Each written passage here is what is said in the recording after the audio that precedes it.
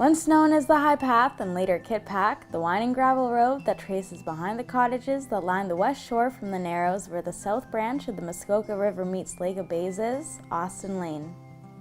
My grandparents came up and they stayed at Pulford House for 2 summers, I believe, and then they bought this property and had the cottage built.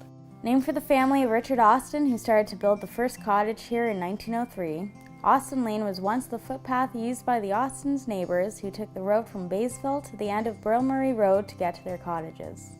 Before they came up by train up to Huntsville and then a series of boats and over the Portage train and then came down. There were no buses to bring them.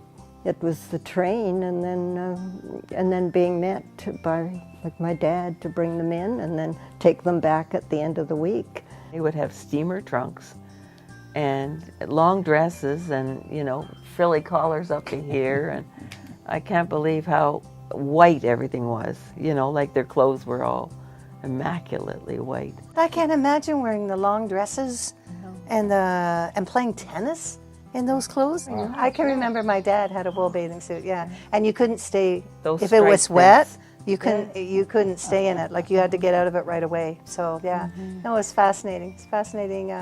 They were pioneers. When Richard Austin first arrived in the early 1900s, he initially gained access to his lakefront property from Baysville by walking or by rowboat. Afterward, when their cottage was built, and for almost 30 years, Mr. and Mrs. Austin and their family continued to use the waterway as their means to get to their cottage. By utilizing the dock at Idlewild, the Austins could travel from their home with steamboats and the Portage Railway connecting Lake of Bays to the Grand Trunk Railway. My grandparents had 3 children, and then there were a multitude of grandchildren. And when we were all up here, the adults used to party over here and then throw us over into the cabin. So we used to have a good time over there. We always did have bathroom facilities upstairs. My grandparents didn't want us traipsing through the house with wet bathing suits, so we always had to use the biffy. There was a hand pump in the kitchen, and there was also a pump outside on top of the well, so we still use that. When we first came down, the rowboat would have to sit for a while so that the wood swelled so it wouldn't fill up with water. And we couldn't wait to get that rowboat swelled, so that we could go out. It wasn't until the 1930s, with the building of Burl-Murray Road, that there was car access from Baysville. It was during this time that more lakefront cottage lots opened beyond the Austins. The new cottagers were able to drive to the end of Burl-Murray to a 60-foot right-of-way at the lake by the Narrows. From there, all vehicles were left and luggage, children and food were carried over to their own properties. I actually was here when I was 6 months old, and every summer since. The drive-in from Bracebridge was just horrendous. And, like if you didn't wear out your tires or blow a tire, you probably did something with a tie rod because it would just bump, bump, bump. And then later on, when it was not paved, but a tarred surface, my grandfather would come up and he'd come up over the rise, and then he'd take his foot off the accelerator, and our old stomachs would just go bloom. Like the original owner for our cottage was Dr. Brady, and he never came up here, but he rented his cottages out, and part of the advertisement was the beautiful grass tennis court. Well, that didn't belong to him, it belonged to the Austins. So the poor renters would come up and they'd come over here with their tennis racket and be told very clearly that that wasn't their tennis court to play on. So yeah, Dr. Brady sold to Mrs. Warner, who was an English professor at U of T. And so she bought all 6, and they rented out all 6 for a number of years, including the 5 years to Mom and Dad Wilson. And so then they decided to sell off 4 of the cottages. And so they sold 2 to Fred and Helen Wilson. And then her friend, Mrs. Chazon, another professor at U of T, they sold 2 to her. They had one son, Mr. Warner. They took over the other 2 cottages. and then eventually the 2 granddaughters. So there's now one granddaughter that owns the 2 cottages. Our grandfather got free grant land or crown land that was given, and then you had to build within a couple of years to improve it, I think. Develop it, yes. Develop it. But it was our great. grandfather had the sawmill, so it was lumbering, and there were a lot of hotels in Baysville because of the lumbering. There were 8 apparently. That was before our time also. That was a great-grandfather, my dear.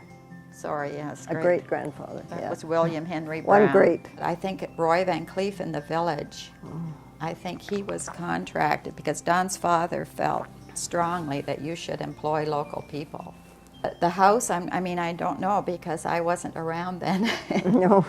But it was put up in the summer, I'm sure, and then the next year after the snow had been on the roof all winter and the walls started to go out and the roof started to come in. So Don's father, who was a tool and die maker from Scotland, and back then there was no engineering degree, but he knew a lot about, he had steel rods and I don't know, you call it a turnbuckle, but anyway, a way of bringing the walls back in.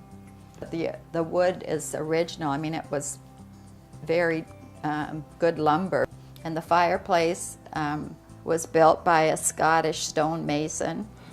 I'm told that maybe he's the one that did a lot of the Big One Inn fireplaces, but I'm not certain about that. But apparently Don's father wanted something that the heat could go out the side. And it was like a steel frame, and it was sitting here. And when the stonemason came to build the fireplace, he said, I don't need one of those things to build. I've been building fireplaces. I don't need one of those forms. So he threw that away, I guess, and went on. But I mean, it's a beautiful fireplace, and the mantle is all one piece of stone. And they said the stone was delivered, I guess, and he knew exactly how it would split. My husband's older brother was named Alex, the firstborn from Scotland down in Canada. They named the firstborn Alexander. He had asthma as a child. He was not well, and they lived in Windsor. And I think in those days they had coal furnaces, and it was very hot in the city, and they had a lot of relatives down in Essex County and all the farmland, and I think, you know, the dust and everything. So they thought that if he came up here, he would be healthier. And Don's father, I think he only got a week's vacation, maybe 2 weeks, but anyway, he felt that if he got the family out of Windsor, that it would be much better for them. So they rented a little house by the tennis courts, and Don's grandma came up with them. So she would be very old, and she loved the village because they had quilting parties then, and they had strawberry socials, and she just enjoyed going to the churches. So then I don't know how, but they rented up where Mr. Brown had a farm on the lake. And he had a farm, and Don would get up early in the morning and go along his route. He would deliver milk and cream to the cottages on that side of the lake. But they rented up there, and then Don's uncle, Archie, he was out of work in the Depression. So Uncle Archie's wife, Aunt Mildred, and Don's mother, Adria, they were sisters, and they were busy. They said they'd never worked so hard. It was no vacation because they had to feed this family. And Archie would take them picking berries. And Don said we had raspberries morning, noon, and night. And they would be plentiful, I'm sure, back then. And they would go berry picking. And then Archie would go down to watch them swimming. And Archie couldn't swim himself. He came from Scotland, but they sent Archie to be the lifeguard. But the cottage was built in '39, and I didn't come till '64. We were married here in the village in the United Church in 1964. We went to public school in Baysville. There were 2 rooms, grade 1 to 4, And then, of course, it was a big event to go to grade 5, to go to the upper room, to 5 till 8. Well, the growing up years were, we had fun. Post office, and my father was always He's a people person. a friendly postmaster. Yeah. And people liked him. He was Scotty Campbell, and he kidded with everybody, joked with them. And The United Church ministers used to come for a month, I think, and Dr. Laird from Detroit came several summers, and they would have the manse for free, of course. which for, is where for the a art month. gallery is now. That was owned by the United Church. Yeah, and I always remember my dad and Dr. Laird. He was really a very nice man, and he wouldn't worry about shaving. And my dad, I remember him saying, you know, I think you should stand a little closer to the razor. And he'd tell jokes like that to people that he barely knew, you know. Originally, Mom and Dad Wilson were from Montreal, and so, but they wanted to honeymoon up here, and they fell in love with the lake, basically. So no matter where they went in Canada, wherever his work took him, they still had a love of Lake of Bays. And so when you got back to Toronto in Ontario, this is where they would come for their vacations, and they rented. But their honeymoon started in Muskoka House. But they started renting, and I guess they rented for maybe 5 years. Something like that. Yeah, 5 or 6 years. And then the Warners came and said, why don't you buy from us? And so they bought the two, the cabin and the cottage, the two middle ones. And so that's what started, and that was back in 62, I think, 1962, that they bought the cottages, and it's been a family cottage ever since. Carol McWilliam, who was Campbell, and her father was the postmaster in Baysville. Of course, she grew up here, and she worked for 3 summers up at Idlewild. And we were picked up in the morning at 7 o'clock in the morning. The owners were from, I think, Thornhill. Their names were Marion and Willard Simpson. They brought a boy with them from, I think, Thornhill or Richmond Hill, I'm not sure. He did the dishes and he did the heavy work. Then they had a cook from Toronto, and her name was Mrs. Byerly, and she was a very wonderful German cook. And I remember her because she used to talk about the whipping cream. I mean, her dinners were very good, and her desserts were wonderful. And I used to seem to have the job of whipping the cream, and she said, "You'll whip it too much, it'll be butter. Don't whip the cream so much, you'll have butter." There were 3 of us girls, and we would do the dining room, and then we would do the bathrooms and bedrooms, then lunch, and then we had a couple hours off, I think, in the afternoon, and then we would do the night meal, dinner, and serve it. They had an old station wagon with the wood panels on the side. I don't know what year those were. We had these old metal buckets, and they would be full of the garbage, and you could imagine the food that was left over. Be in the back with all the flies and the garbage, and we would go to the dump first, and then he would take us home, and then the next day we repeated.